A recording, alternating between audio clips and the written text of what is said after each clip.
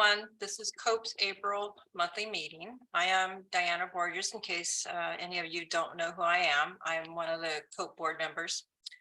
And to give you a little update on the meeting, so because COPE has expanded more, us board members are helping Priscilla out on leading the meetings periodically, those that we have expertise on or passion for it. So you'll periodically see one of us board members actually leading the monthly meetings now. We want to start out like we always do with introductions and also announcements. But this time we're going to go around to everyone. So if you can briefly state who you are, your name, and what COPE group you're with. And if you have any announcements, then that is your chance to do that. And I will go around and call your name. So Susie, you're up first. Okay, Susie Cummings in Cloverdale. I'm in the Del Webb community of Clover Springs, which has a formal HOA. So our COPE group is, I just call it under the radar, but it's Del Webb COPE. And we just had a wonderful presentation 2 weeks ago. And Dr. Nancy Brown was one of the presenters, and it was fantastic. We had a great turnout of over 100 people, and I have still been getting compliments on how wonderful it was. So our community was definitely ready for that. Great. Brenda, you're up. Brenda Flickner, West Side COPE. So our area stretches on the west side of Hillsburg from West Dry Creek Road all the way down, including Sweetwater Springs, minus Mill Creek Road, because Mill Creek Ready takes care of their situation.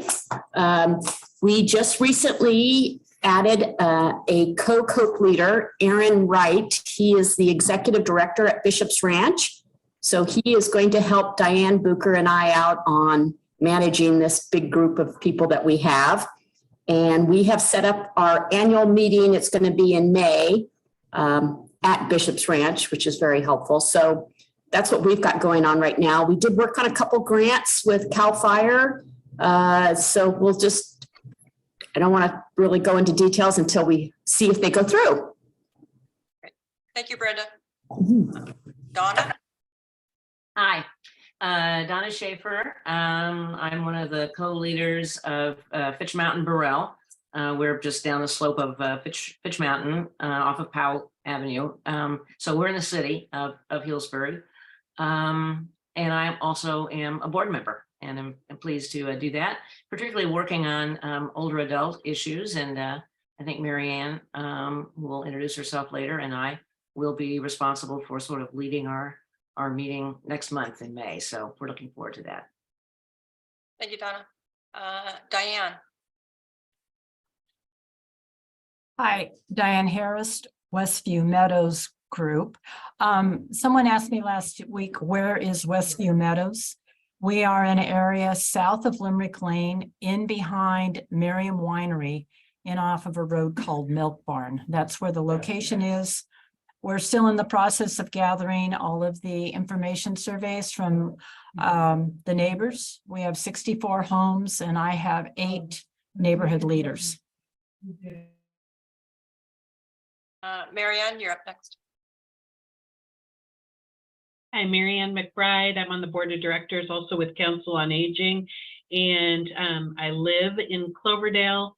I am almost part of the not yet formed North River Road group, but I did talk to my neighbor over the weekend and am twisting her arm to help me. So Good luck.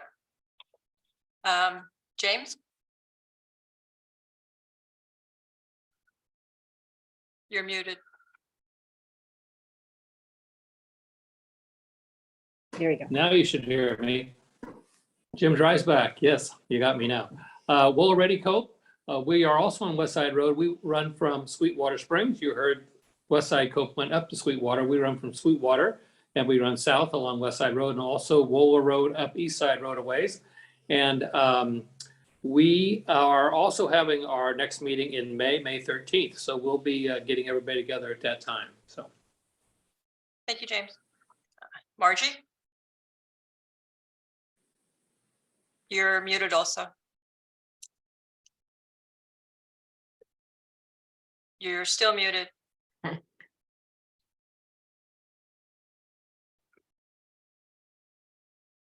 There it is. Okay. Sorry. Margie Hanselman, I'm the community leader for Northeast Geyserville. And we are still kind of in restartup mode, but we are having a Firewise cleanup day this coming Saturday, which we're pretty excited about. And the fuels crew will be assisting us for chipping piles. And we also have 2 other big irons in the fire, but I'm not really at liberty to talk about them yet. Next meeting, I'll tell you about them. So things coming. Teaser for next time. There you go. Pat? Pat Abercrombie, Fitch Mountain.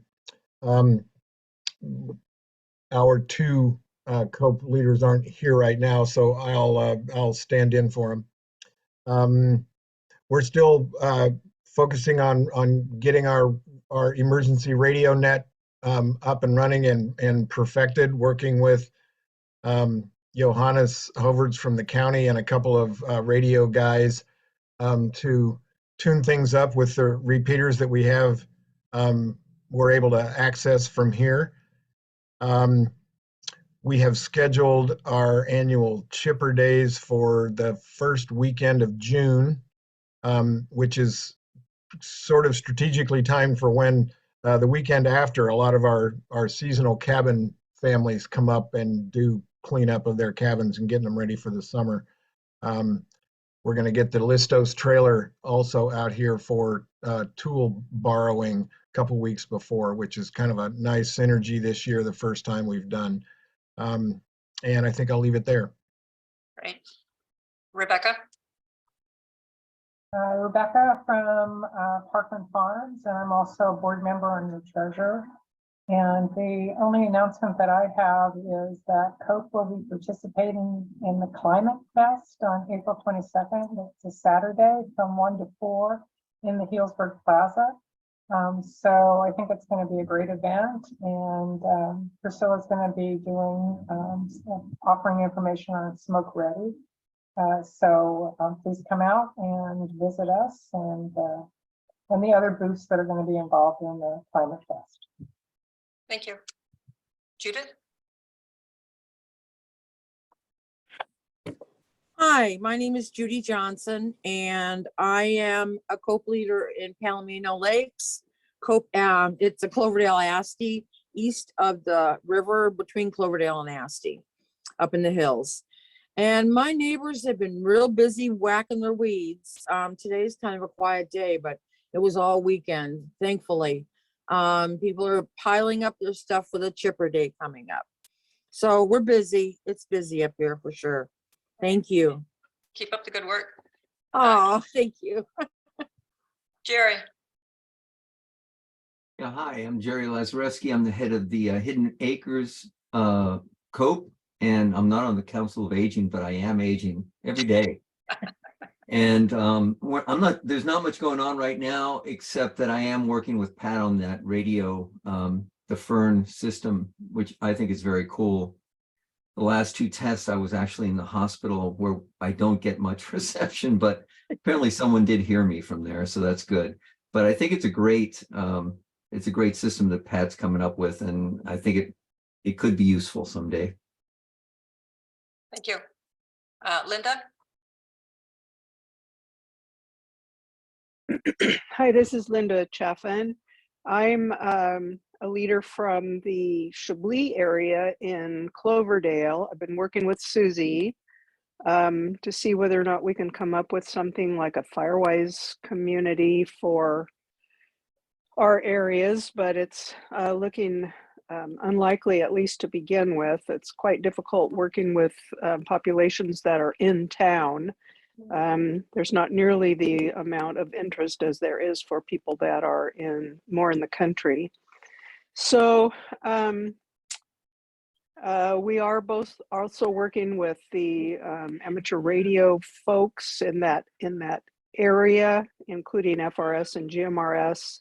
I expect that that's the area that we'll see us more successful in development. Susie is great, and she's got the whole COPE setup that then can be sort of expanded to include some of these other areas as well, some of the other agencies that that have similar goals in mind. Well, not what I mean is they fit together as part of the overall picture puzzle of trying to get all this preparedness and readiness going. So I'm I enjoyed the leadership conference for Firewise. That was awesome. So there's a variety of different things happening, none of it congealing yet that I can report on, but lots of interest. That's it. Holly?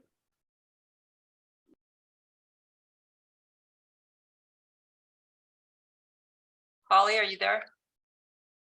You're muted. Okay, we'll come back. Annika?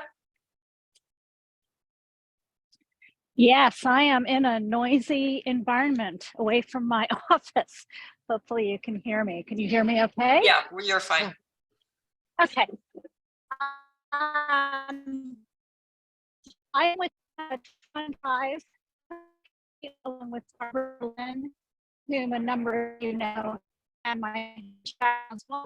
Annika, you're cutting out. You. We can't hear you very well. Yeah, sorry about that. Yeah. Okay. Maybe go to another. Yeah. Okay, well, thank you. Marshall, do you want to introduce yourself? And if there's an announcement?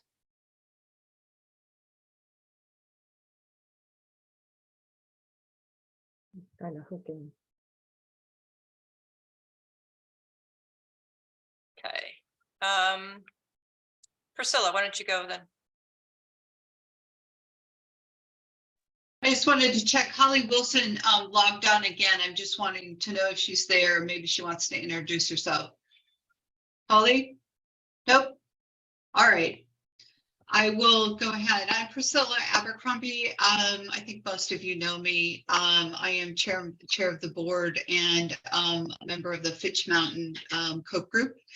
I have a couple of announcements. You may have noticed that Elsa's not here. She has moved on, and we are now looking for someone for an engagement specialist is what we're calling it. So we're looking for a contractor who is willing to work approximately 20 hours a week, helping us engage with our COPE leaders. What we really want, you guys, is someone to support you so that when you have your annual meeting, Brenda, or the other folks that mentioned that they were having meetings, wouldn't it be nice to have somebody come out with COPE material, set up a table for you, help you plan your meeting, come with agenda items, to help you coordinate and all of that. So that's what we're looking for, is somebody who wants to work with our COPE leaders. And we really want to put it out there to you guys, because we think that there may be somebody out there who is a COPE leader who might want to take this on. And that would be ideal, because COPE, what we're looking for, and you're passionate about preparedness. So if you know of anybody that fits the bill, please send them to us. We want to know about it. We want to fill this position. And again, it's really all about supporting our COPE leaders and helping us be successful doing this community work, because it's hard. We need support. So there you have it. That's my pitch, and I'm sticking to it. I will drop the job position in the chat so that you have it to distribute. The other thing I wanted to tell you related to that is that we have a lot of new COPE branded materials. What COPE does, the zone cards, remember the cards that have all the resources and phone numbers on them, and you can write in the zone, those kinds of things. We have a bunch of those available. I just got some FEMA materials today in Spanish. So we're really trying to beef up our materials now that we have a place to store them. So that's what I got. Should I jump right into the COPE spotlight for the month, Diana, or do you have something No, else? not yet. Nancy hasn't gone, and then I do have some Oh, announcements. yeah. Cool. Nancy? Hi, Nancy Brown, Sonoma County Department of Emergency Management, also a board member for COPE Northern Sonoma County. And you will all be receiving, if you have not received through FireSafe or some other method, an invitation from Priscilla to a leadership symposium that we are going to be holding in July. It'll be on July 22nd. And this is really designed specifically to help leaders improve their capacity to engage their community, to get more people interested in helping you. So hopefully you'll be able to make it that day, and we look forward to seeing you all. And just from the very bottom of my heart, from the county, we so appreciate everything you guys do out there to make your community safer, because it makes all of our capacity to do our job so much easier. Thank you. Thank you, Nancy. So I do have a few announcements. Also, like I said, I'm with the COPE board, but I'm also a leader for Windsor COPE. This is the time where the year where our events start happening. So COPE actually is going to be having booths at several events. You may have got the flyers through the email, but I want to just real quick read those off. So May 6th from 10 to 3 is the 3rd annual Fire Earthquake Safety Expo. It's at the Healdsburg Community Center this year. On May 14th from 8 to 12, there's going to be a free pancake breakfast and safety fair at Kaiser Park in Windsor. And that's being put on by the town, fire, police, and COPE. June 24th, there's a benefit concert for certain Cloverdale Senior Center. Nashville comes to Sonoma County, and that starts at 6:30. A lot of these are on our Facebook page and on the emails. So if you have any questions or want the flyers, while we're talking, you can just put a question in the chat and we can start adding things for you. Now I will turn it over to Priscilla, who's going to do the spotlight. Great, thank you.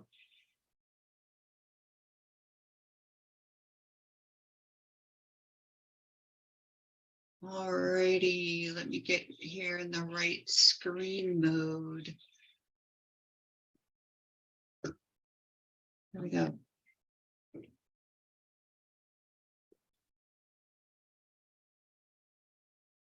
Are you seeing okay? All righty, great. So I get the honor of talking about Wohler Ready. Elsa did a nice interview of the Wohler Ready folks, and this is the presentation that she put together.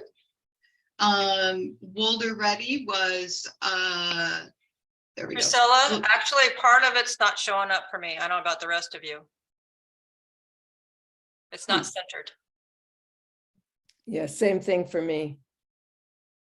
I don't know how to make it different, but I will try once again. Like Let's full try there. screen or something. How's that? Yeah. Are we groovy now? Yeah, you're good. Yes. I love it. Okay.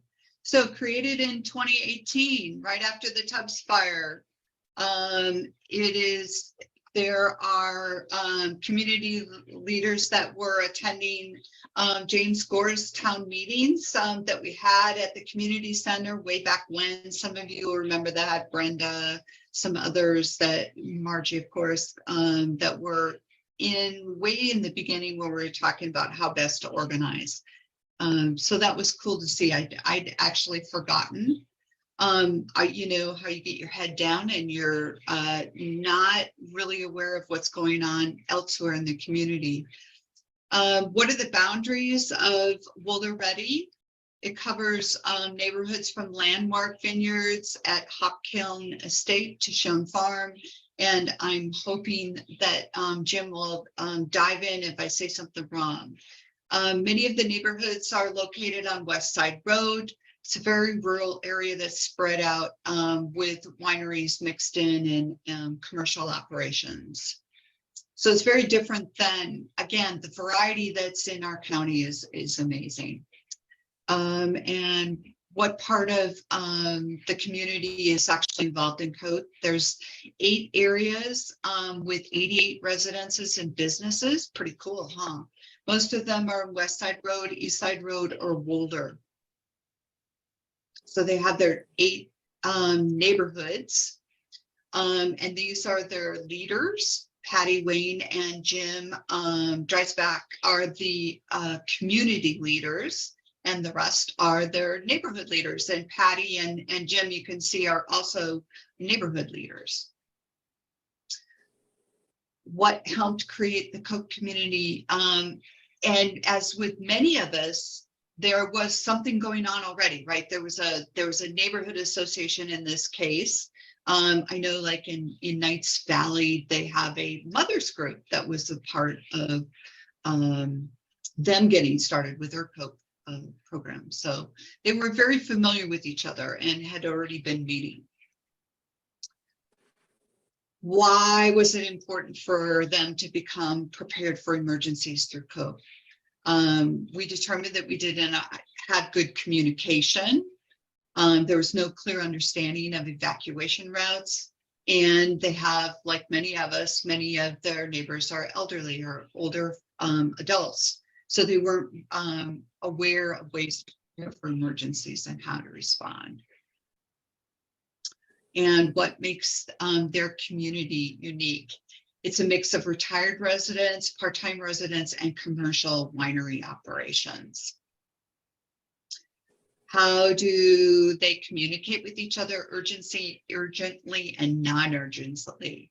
And it varies within the 8 neighborhoods. Text is most commonly used for urgent messaging, whereas email for general communications, and in some cases telephone or knocking on doors. In an emergency, they're concerned about losing communication, so they are currently using FRS radios, or walkie-talkies as we oftentimes call them, which is really cool because they're really hooked up that way, but in a daisy chain way, because they can't all communicate, from my understanding, because of the hills and all of that. So they've been looking at GMRS and have actually had a meeting with CAT already. So they're in communication and working on what they can do next. What types of projects have you taken on as a community to become better prepared? So they've had Marshall Chief Turbeville come in and talk a couple of times and do home assessments. And that's really been motivating for people to get the work done around their homes. They've done, sounds like they may have done pre-attack maps so that people can have strategic maps of the area and identify water sources, which would be really important in that area. And they've identified that their wineries oftentimes have lots of water storage. So everybody's sharing that information with each other. What accomplishments are you most proud of, and what goals do you have for the future? They're most proud of the fact that they've almost gotten 100% participation. Hey, that's great, you guys. It's really, really cool. Everybody has been very cooperative and shared information. And that includes gate codes, pet names, and whether they have mobility issues. They are now, their future goal is to really improve that communication piece and maybe work with GMRS or radios. How has COPE helped you be better prepared for emergencies? Is being connected to the group provides us with new information that we've been able to incorporate into our existing efforts. That's good. Resources like professional looking handouts, and just staying connected and reminding us that, oh, it's about time for another meeting. Indeed. All right, great. Would you recommend other people start a COPE community, and why? You build connections, you build communities by using a system like COPE. You build relationships with your neighbors. I think about certain people in an emergency. I wonder how they're doing, and I hope to help them because I know them better than I have if I hadn't done this. So it's that neighbor connection, making that neighborhood connection, starting to build the communications and all that that's needed for us to be better prepared when stuff happens. There you have it. So I will stop Thank you, sharing Priscilla. and turn it back to the group. Good. James, did you have something? I just wanted to thank Priscilla. She did a good job. I didn't need to correct anything. So I wanted to thank her again for her efforts. You bet. You bet. Thanks, Jim, for sharing with us. And again, we love hearing from people and knowing what's going on in your communities. It helps all of us get bolstered to get busy and do things and again, support you in your work. So thank you for that. Susie, do you have a question? Yeah, I just wanted to say I really enjoyed that presentation, and I wonder if that could be shared, because it's a great template for if we wanted to update our spotlight on our community, but it also gives us pointers to help recruit or engage our residents. It will be in the leadership meeting. Do you want it just specifically Just the pulled slides. out? Oh, I see. Or you want the slides? Yeah, the slides would be helpful. Just the slides? Mhm. Priscilla, could you provide that? You have the. Well, it's kind of up to Jim and Patty, Jim, whether they're okay with sharing. So I will pass it to them. Okay, thanks. What do you think, Jim? Well, I don't have any problem sharing the information we have there. I'm sure Patty doesn't either. She's in Ireland at the time, so I can't speak with her. But yeah, there's nothing in there that's personal. So if that would be helpful to other groups, that's fine. I'm sure we can share that. Thank you. Thanks. Thank you, everyone. Right now, I want to talk about the county shakeout, which is tomorrow. So I think all of us are aware of the great shakeout. So the state has in October an earthquake drill that you do on your own. But the county, because everything here is so wildfire focused in the fall, has decided that they now have their own shakeout drill on April 18th, tomorrow. So what we want to do is have everyone right now set their alarm on their phone for 10 o'clock tomorrow, because you're not going to get a message, just as some alert that you do on your own. So when the alarm goes off, you drop cover, hold on, and you practice the drill. So when I'll give you just a couple of minutes to do that.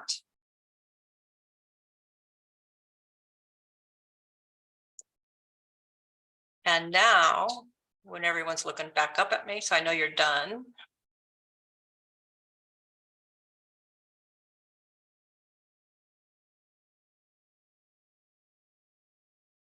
So what we're doing right now is we are going to pretend that there is an earthquake right now. And so right now we're practicing drop, cover, hold on. Get down somewhere right now. Where would you go?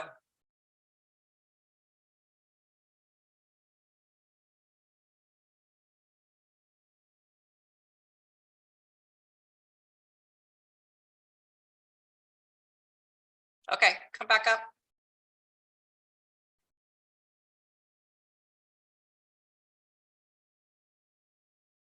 So what we want to do is break out into groups. Nancy will break us out into groups. I want you to talk about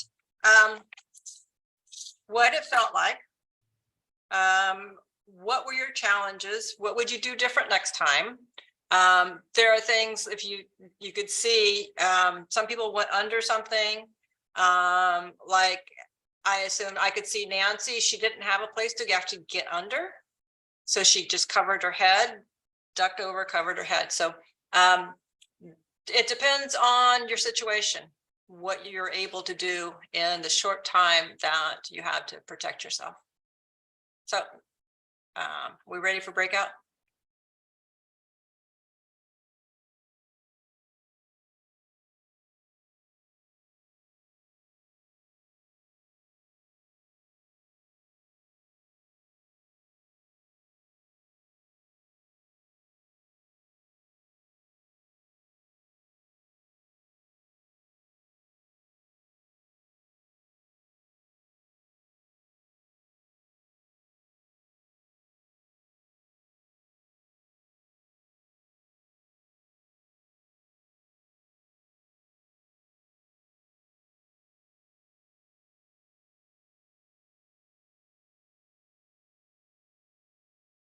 welcome back, everyone. We're going to take just a couple of minutes for each group to kind of give us a highlight of what you discussed. Someone from group 1 want to speak?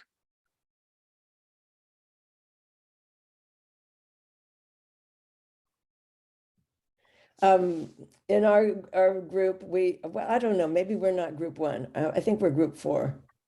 Go for it, Susie. Okay. We talked about preparations actually that we've made in earthquakes that have happened and where we've gotten down, and you know, my Shake app goes off, and how we've responded, and the preparations we've made, you know, to get ready in case there's, well, whenever there is one. Taking pictures off the wall above your bed and that sort of thing. Very good. Thank you. Someone from another group? I'm in group 1, and so the importance of having a proper pair of shoes by your bed in case there is broken glass. You have a way to get around the house, and then you should have proper shoes no matter, because of fires and things like that.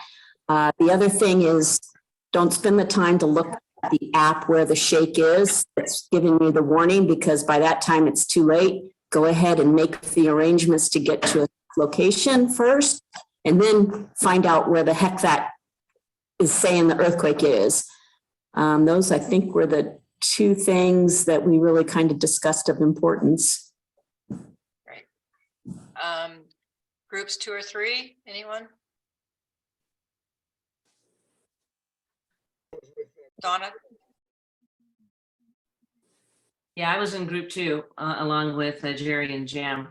And we you know, shared reminiscences about our experiences in Loma Prieta, but we also had a question, you know, for everybody, for people who are more expert. And that was, is it safer to get under something, or is it safer to get like in a doorway? And honestly, we weren't sure what, we've heard different things, and we weren't sure what is preferred, assuming you have the time to pick your spot, right? Nancy, you want to go ahead and answer? Sure. And you know, doorway used to be the thing. That was like back in the day, the doorway was what everybody said, get under a doorway. It's the strongest place in the house. And they found a few things out along the way. One was the way doors are sometimes constructed today. They're not necessarily as strong as other places. Often they're decorative. So they're made with foam to make them pretty and archy and things. They're not necessarily decorative. The other thing is that doorways have doors in them very often. And people would hold on to the door jambs and get their fingers smushed really hard. So that made it also dangerous. Getting under something is definitely the #1 recommendation if you can. So if you have a big, heavy dining room table or a desk or something like that, that you can get under, that is definitely the recommendation. If you can't get under something, then it's recommended. And I know a lot of people, just for mobility issues, are not getting down on the floor because they're not going to ever get up again if they do that. So that's fine. If you can bend over and, like you do on an airplane, cover your head and neck with your hands to protect your head and neck from anything that might fall on you, then that's your great second choice. Thank you. And the thing that I read about the doorway, that was just carried through from many years ago when like houses were made out of adobe and things like that. And what was left standing were the doorways because the adobe crumbled. Yeah. Group 3, I think's left. Anyone? Are you able to hear me? Yes. Okay, good. I was with Judy and Annika, and 2 of my group were outside and I was inside. They looked for places to make sure they weren't underneath limbs of trees or anything that might come down on them. I dropped under my desk, which of course attracted the dog to come underneath with me. So it got a little crowded. 2 questions came up from the group. I'm only thinking of one of them. One of them was, what do you do if you're in a car and you can tell that there's an earthquake going on? Happy to do that one as well. The advice for that would be, if you can pull over safely, do so. Pull over safely and stop. and then wait for that to pass and then evaluate where you are and where you need to go next. I think one of the things that's really important to remember in all of this is the next thing that's going to happen is an aftershock. So that space, once the shaking stops, is your opportunity to evaluate what situation you got yourself in and better that situation for the aftershock. And when you stop the car, Pat, stay away from power lines, overpasses, things that might fall in the car, and put it in park. Keep your seatbelt on too.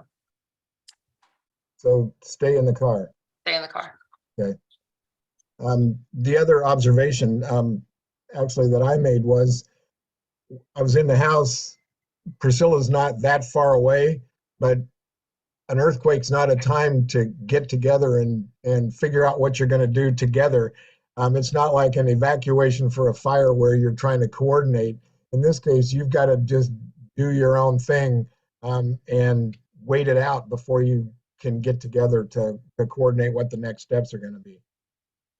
Right. I think that's it. Hey, Okay. Pat, I think you, can you hear me now? I hate to torture Yes. you all if you can't.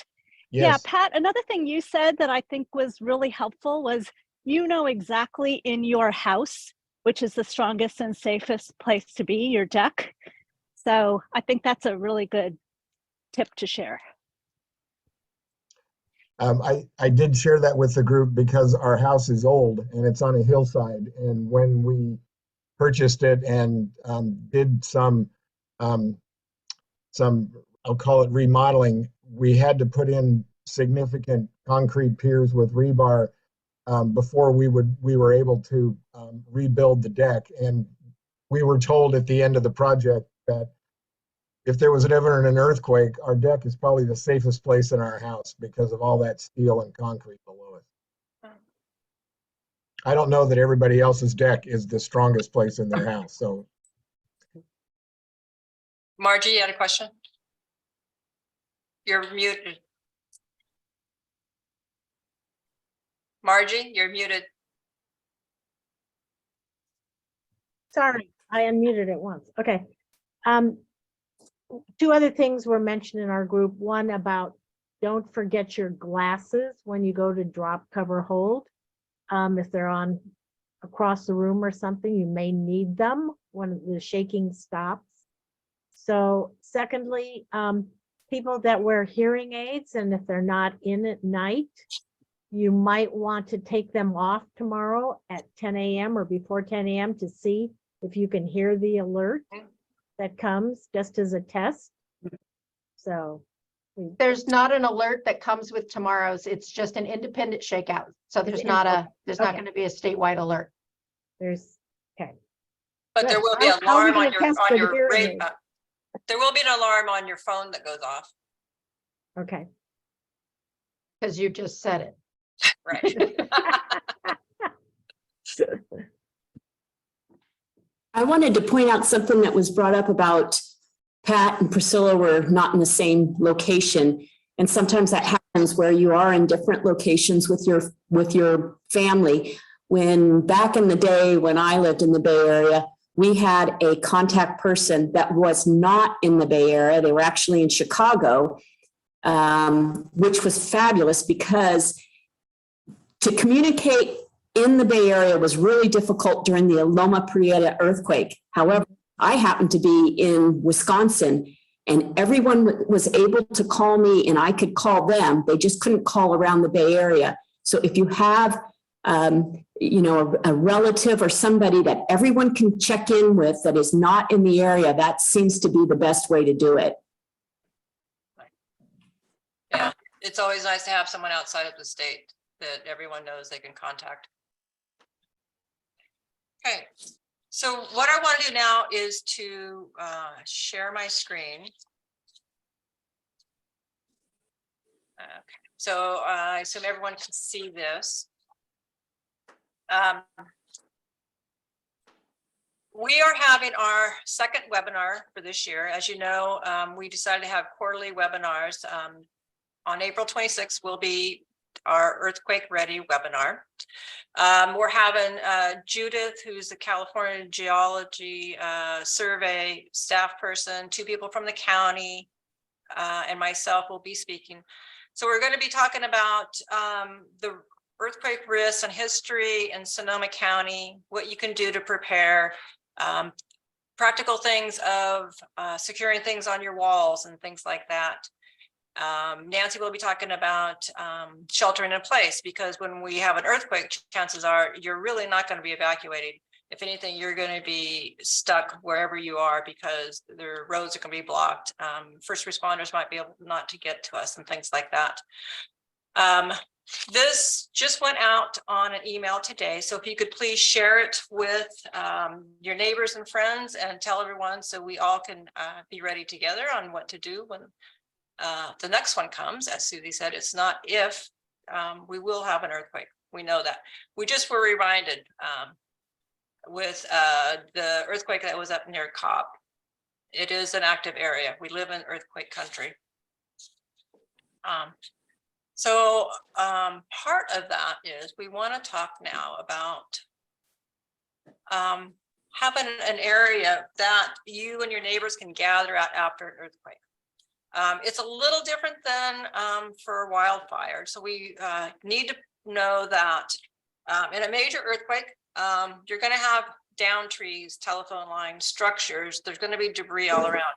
So what you want is an area that's preferably clear of all those. It's a good chance that you're not going to have an ideal area that you are going to be able to get to. But you want it large enough for your entire neighborhood can go to, close enough so you can walk to, because chances are a very large one, you're not going to be driving.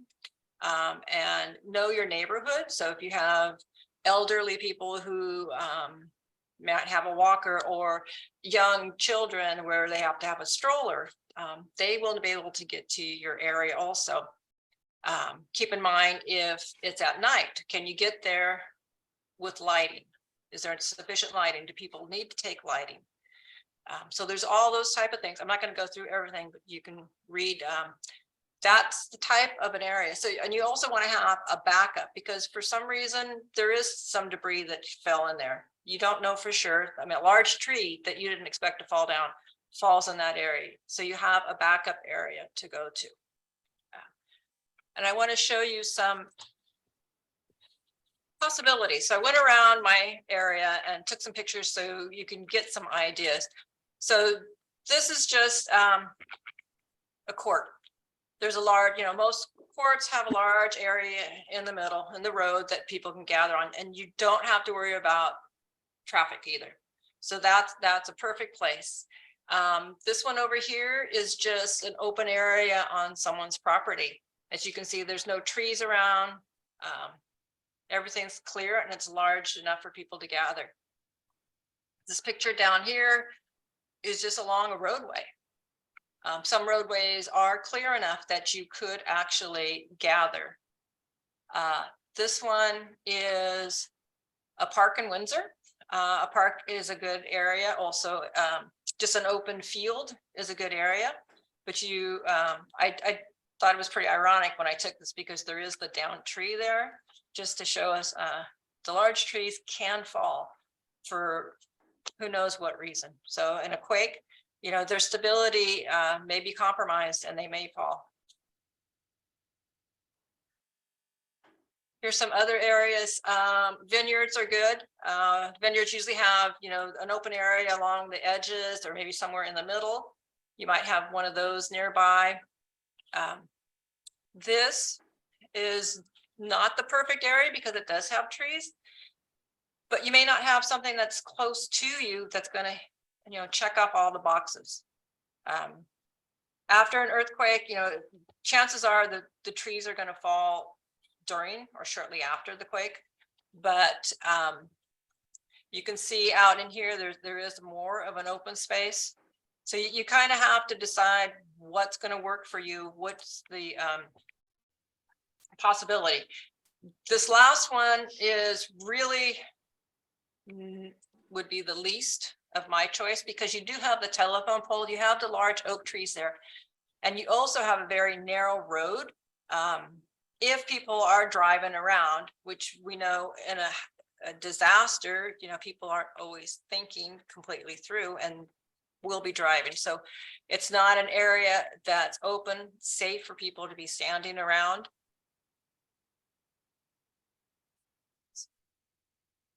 Let me stop sharing. So any questions on like an assembly area for after an earthquake? Because we are going to do a little quick breakout now associated with that. Nope. Okay, so we're going to do another breakout, and your question is, what are 3 possibilities for an assembly area in your neighborhood? Why are they good, and why could they be challenges for you?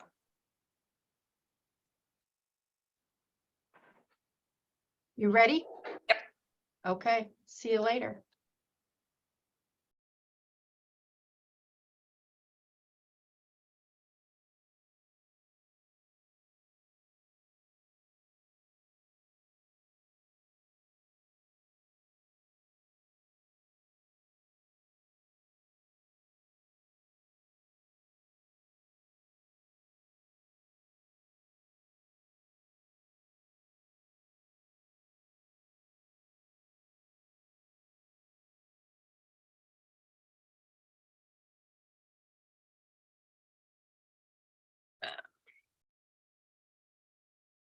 Welcome back, everyone.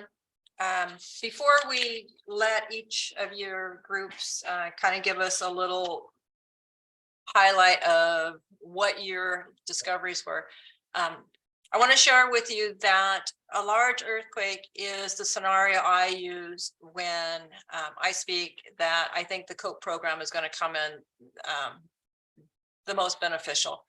So in a large earthquake is where, you know, the roads are possibly going to buckle. We're going to have down debris. Roads are going to be blocked.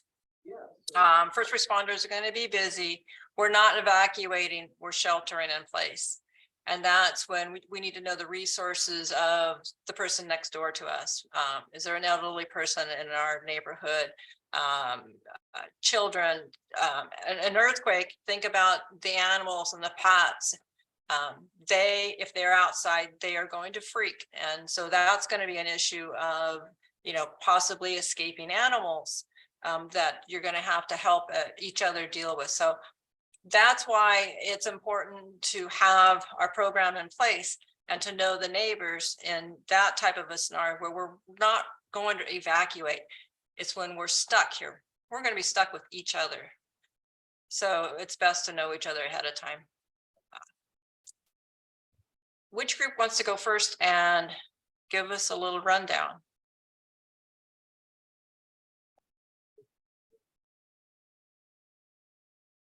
I can pick someone. Do it. We were group one. We just talked about for each of us the areas that we would go. Some of us had you know, a large field.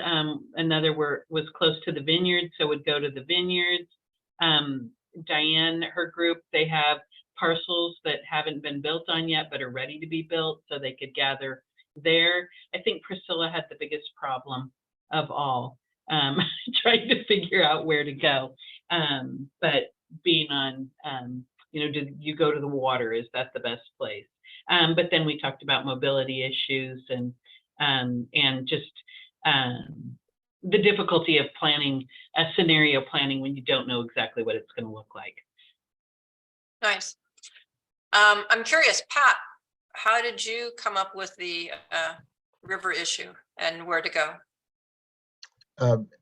As Priscilla ran into, I'm sure, from our house, it's steep downhill to the river. Across the street, it's steep uphill onto the mountain.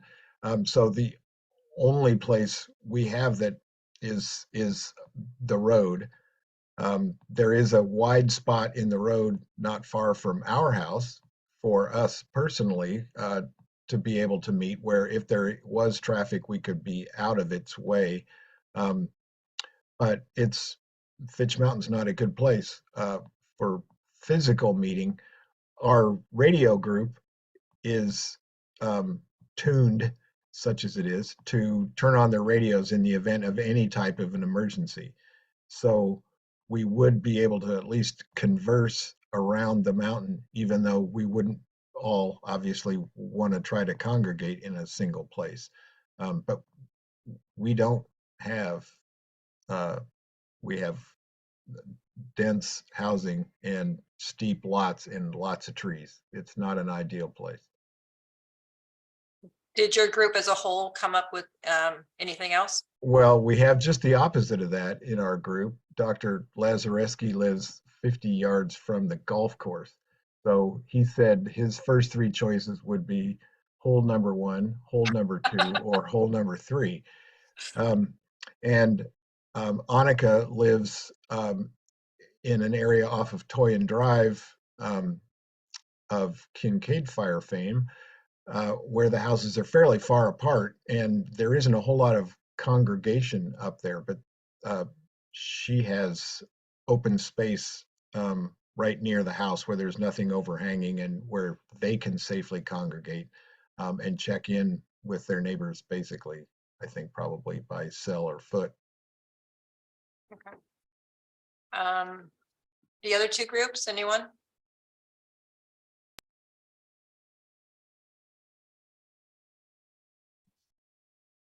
I'll report for ours. We were all in different types of either rural or Diane is with my group and she's on West Side Road, and Rebecca in Parkland Farms, right? Yeah, Parkland Farms. So we have courts. Courts are fabulous. Also, one of the thoughts I had, because we have areas that aren't on courts, is just go to your block captain's house. And that might not be the safest, but if you have just small, 8 people or 10 people going, it might work out okay. But in the rural area, there are a lot of wineries with larger parking lots. Those might be good, especially if you needed to set up like a command post where after I just went through the CERT training again, and we talked about, command post after an emergency, bringing victims to a command post for a medical ops and that sort of thing. So in a rural area, that might be your only choice, is something like a winery site. Of course, you're not going to be traveling with people who are severely injured to something like that, though. So it's difficult. There are a lot of challenges to really getting the details figured out. It is to find a perfect spot that checks everything off. The last group, anyone? I think Jim ought to go, since I reported earlier, and since Jim's group is the most coordinated earlier. Okay, I'll go. So anyway, I'll talk a little bit about what our group has done. As you know, we got started fairly early in this process. And one of the things we did was actually designate areas to gather should that be a last resort. So I mentioned 3 within our group. We actually had 4. I remember we have a 4th one that just came to mind. But because we're spread out over many, many miles, and we talked about how it's maybe you have to walk those spots, they're still few and far between in that respect. We have 4 locations. We tried to do it because we have bridges out here, and we don't want to be able to have to cross a bridge after an earthquake. So on the Wohler East Side area, we had Schoen Farm as our gathering spot. On the lower west side area, we chose a winery that has a large parking area. In the midsection of West Side, which is approximately where I live, we have Sonoma Water has their education center with a large parking area and a fishing access parking lot. That would be one of our main gathering areas. And then as a 4th area, which is at the very north end of our area, was the Landmark Winery, which you saw in the presentation by the old hop kiln there, which has a large open area also. So short of that, the rest of the group kind of talked about, they're in a totally different situation than we are because there's a much smaller area. That was, well, we gather where we gather when we have our, little get-togethers. You know, during COVID, I think a lot of people did this. You gathered in your area and got together and spread out and had conversation to keep from going crazy. And then up at it was Palomino Lakes, right? Is that correct? Where the other location was? We have a KOA that's wide open that could be used. Right. So that's about the only place that I would think of. The Crocker Inn would probably fall down in an earthquake. It's just that old. I don't know that I would trust it, but they have some open areas there too. Everything's so up and down here that it's just a weird place. yeah. So one of the things he says when we communicated to our people within our COPE group is that, you know, these areas are, you know, in terms of fire, you know, the first instruction is for everybody to evacuate. So we're not going to gather somewhere. We're going to go there as a last resort. In other words, should somebody be in a situation where they need help and lose communication and they need help with something, either a mobility issue or their garage door won't open or their car won't start and they can't reach anybody, as people are leaving, they're going to go to or by these areas. They can, if you go there, you're going to get some help. So we kind of present it in that manner, is that, you know, if you feel like you need to go somewhere to get help and you can't get a hold of anybody, look for those areas. So that's where we are at this point. Thank you. Margie, can you explain to the group how you are looking at an actual earthquake drill, your bigger community that you told us about? You're muted. Okay, better.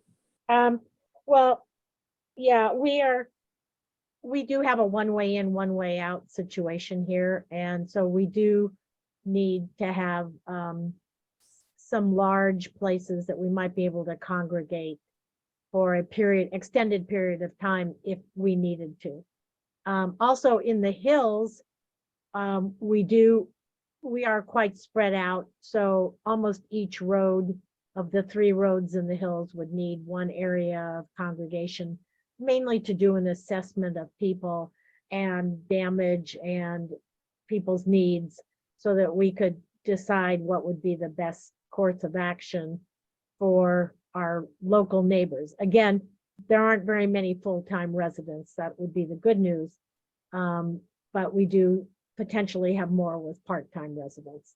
The bigger evacuation place is just coming up, but it was more in terms of thinking about if we needed a place for 2 weeks to a month, where our bridge went out and we could not get in or out, and there was enough damage that we couldn't go anywhere. So we do have a pretty good location that the place is willing to share with us in this endeavor, and we're just starting to put that together in this next month. So they're planning more long-term shelter in place where individual houses may be unlivable. Are there any questions about what we've talked about, or the upcoming webinar, or anything related to earthquakes?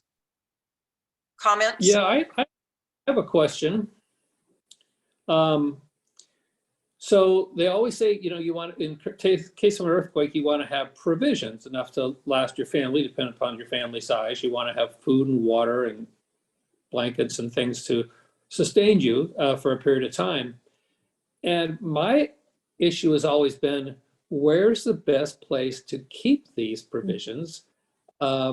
You know, if your house is falling down or your garage fell over or I never could figure out a good place to store things to be the best place to have accessibility if you had a major earthquake. I have the same question, I have to tell you. I have things in 3 different places. So maybe our emergency preparedness manager can answer that one for us. I can, and I'm looking, are you at home right now, Jim? Yeah. So your home looks relatively new. I would think that it would be highly unlikely that your home would pancake like it was an unreinforced masonry building. So let me just start there.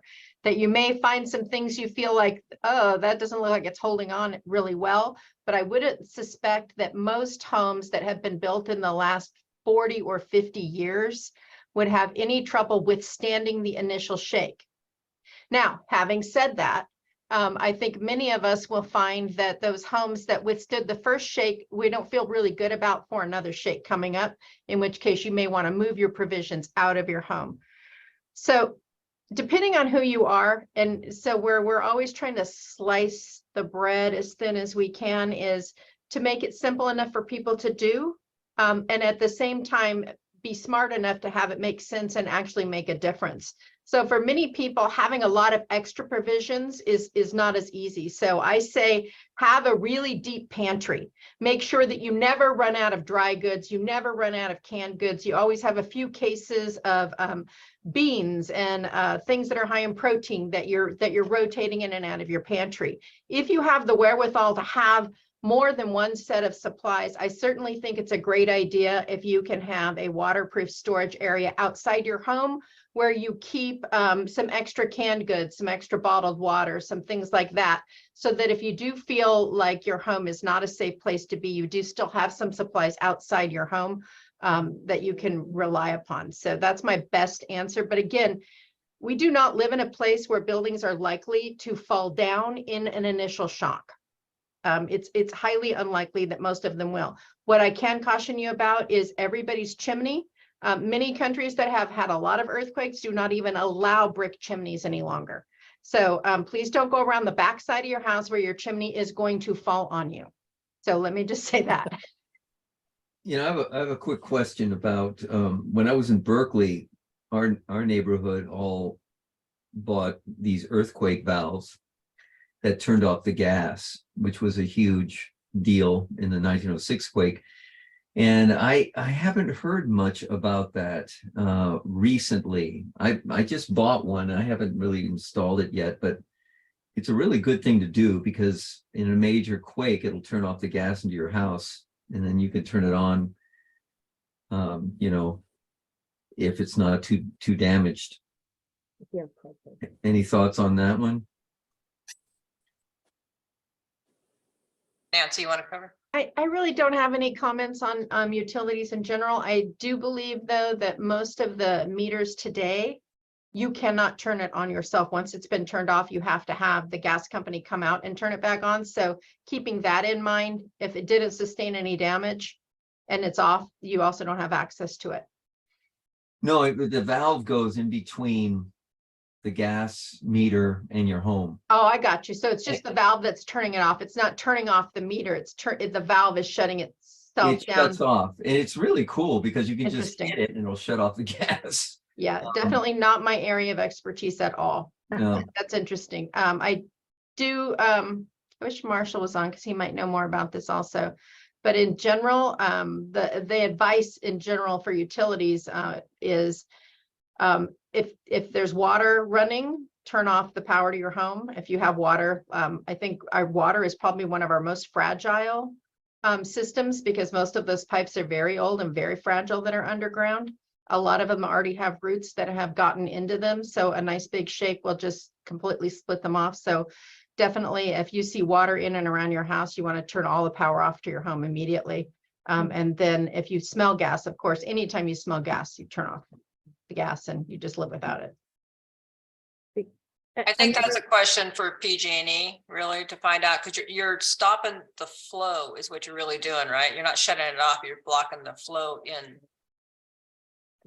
It's just I mean, a lot of the fires that happened in 1906 was because of the gas leaks, right? And if you have a gas leak in your house, it could catch fire. And it just seems like a very easy thing to do to automatically shut off the gas to your house in a big shake. Yeah. They're good. I mean, they cost $300. They're really easy to put in. It's not uncommon for fire to cause more damage than the actual earthquake did. Right.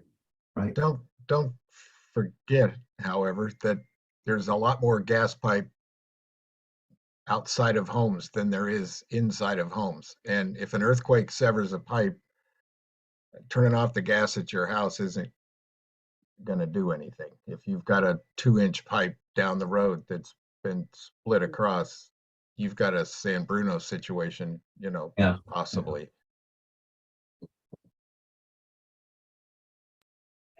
Any other questions? Margie? I just had another comment. Again, assuming you don't have a major gas leak problem like Pat just talked about, you might always want to have a small camp stove, propane stove, so you can cook for 2 months or 2 weeks or a month. So that's something we did get after one of the fires, but probably more useful in earthquakes. And during the earthquake webinar, Nancy's going to talk about sheltering in place. And I'm assuming all that type of thing will be listed in there for supplies and what to have, where to store things. Yeah. We have a little bit of time. Any other questions, comments? Otherwise, we'll wrap it up. Okay, we hope to see you guys at the webinar, and please share with your friends and everyone. The entire county is invited. This isn't just for COPE members. So make sure that the word gets out there. So, thank you everyone for joining, and we will see you next month or at the webinar. Okay, take care. Good Thank job. you. Thank you. Thanks.